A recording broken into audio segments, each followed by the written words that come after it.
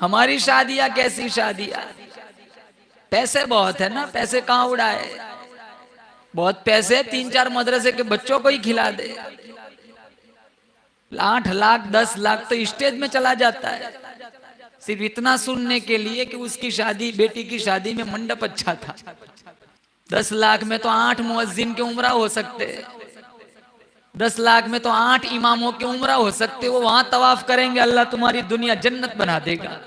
इसीलिए अल्लाह का कुरान कहता है वकम अहलकना क़ब्लहुम मिनल क़ुरून, मेरी जमीन पे फसाद न मचाओ, मेरी जमीन पे बदमाशी न फैलाओ, मेरी जमीन पे बदकारी न फैलाओ। पिछले नबियों की उम्मतों के वाक़यात अल्लाह फरमाता है मैंने कुरान करीम में बयान फरमा दिए।